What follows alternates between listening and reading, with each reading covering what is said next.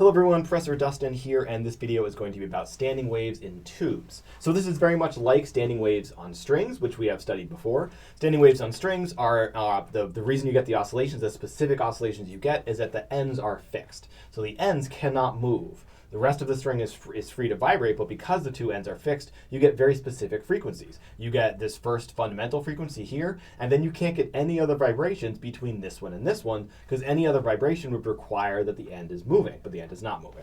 So you can get this one as the lowest, then this one, and so on and so forth, up to basically an infinite number of oscillations. So that's how guitars and violins and those kind of instruments work. But of course, there are other instruments that don't have strings. Well, how do those things work? Well, they work by standing waves in tubes. So instead of considering vibrating strings, you consider vibrating air in a tube, and then you get a clarinet or a flute or a saxophone or whatever. So the way this works is that instead of having two fixed places in the wave, we're going to have either one fixed place or zero fixed places. And you're going to see how this is going to work basically immediately. So first, let me get a drawing of some half-open tubes. So tubes that are closed on one end, the wave is going to be fixed on one end, and on the other end, when it's not going to be fixed, when it's going to be open. Okay, so here's 4 half-open tubes, right? So if I want to get some standing waves in these tubes, the conditions have to be similar to this, but we have to deal with the openness. And in fact, it's probably easy to figure it out.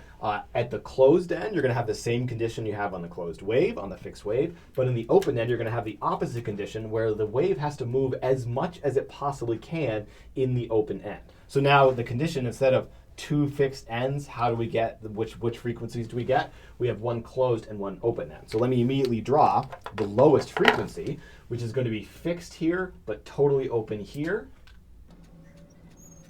It's that. And you can see I actually have drawn it a little bit differently. It's typical to draw these ones a little bit differently. I've actually kind of drawn 2 copies of the wave. So this one is half of one wavelength, where I've only drawn one part of the wave. But of course, as soon as this wave oscillates upwards, it's going to oscillate downwards as well. It's going to come down to this position. So some people like to draw the vibrating strings actually with both up and down. Almost everyone draws the vibrating chambers with both up and down pieces. So this is the bottom half, this is the upper half. It's like the upper half vibrates down to the bottom, down to the up, down to the bottom, so on.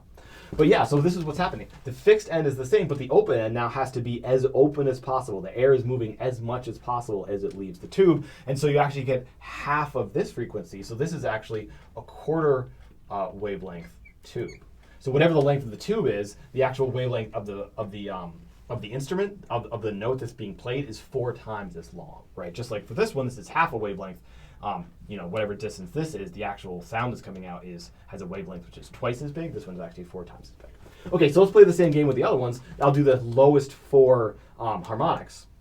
So the next one is going to have fixed on this end, open here, but not the first open, the second open. So you can probably look over here. If this was the first open place, this is actually going to have the second open place right there. So I'm going to try to draw that. Yeah, that's it. So these are pretty tough to draw. You can see that this is fixed here, open here, and open here, but it's the next lowest frequency I can get. There's no open areas between where this one was right there and right there. So that's why this is the next one. This is a 3/4 wave. Because you can see in order to make a whole wave, you just have to add 1 more quarter right there. Let's do the next 2. So the next one has the next open one, which is open, open, oh. So it's like this guy, but I have to end the tube there.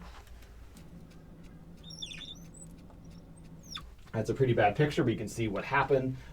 That was the tube up here, so now we get 1 more open end. I think this is a 5/2 wavelength, 1 5/4 wavelength. See, these are all odd, 1/4, 3/4, 5/4. So of course we can believe the next one is going to be 7 quarters, because this starts with 1/4, that went to here. This one is going to go to 7, so I believe it's going to be 7 quarters. I got to figure out how to draw that. Yeah, I think that's right. 1 wavelength, 2 wavelengths minus 1/4, yeah, 7 quarters. Okay, so now I can't remember which instruments have this kind of half-open feel. I think that it's like I think it's trumpets, because trumpets and other similar instruments, because they have a bell end here and they have an embouchure end here where your mouth goes. But anyway, so these are standing waves on half open tubes. You could do the same exact thing with standing waves on completely open tubes where you have two open ends. So let's do that one next.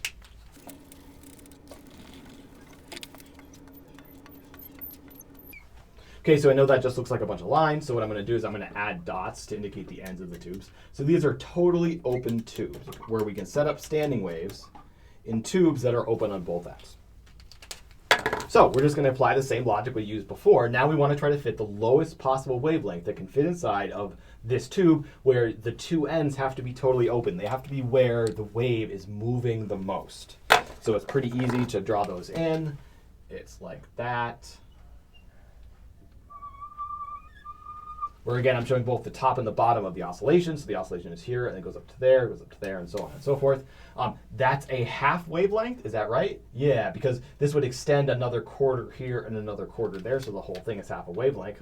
So this actually has the same harmonic series as the strings do, right? They're just offset. They're out of phase from the strings, although I think they're going to have the exact same harmonic series. Just instead of being fixed at the end, they are open at the end. So the next one, I'm going to keep that one and just try to add like another one here. So I have to keep going, cross them, and then go back to the next open end.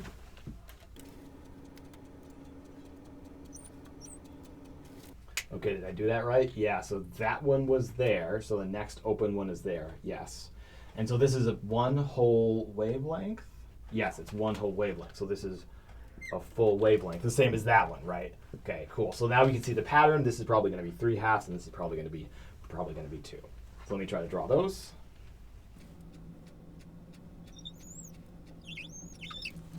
Okay, does that make sense? That one is this one, yes, and then I've added one other half wavelength, so this is going to be a 3 halves wavelength. And the final is going to be 2. Check that, 1 half, 2 halves, 3 halves, 4 halves, yes. So this is 2 lambda. Okay, cool, so those are the lowest 4 frequencies in a double open pipe. Again, I can't remember which instruments are actually satisfied by the double open pipe, but there are some of them. They sound different from the half open because they are creating a different harmonic series. They also have a different timbre from these guys because they're out of phase a little bit. They're off by a wavelength, as well as they're vibrating pipes, so they don't sound the same as the vibrating strings. But anyway, so I really like this topic. It's an interesting application of this idea of where can you fix the oscillations such that you allow the rest of the wave to oscillate, and that restricts the kinds of frequencies you can get, and that's a little bit different in each of the 3 cases when you have 2 fixed ends, 1 fixed end, which is the last one I did, and then 2 open ends, where you get kind of back to the same series, but with a double open pipe. Okay, great. Thanks very much for watching. Hope this has been clarifying about when we have the vibrating tubes versus the vibrating strings, and I will see you in class.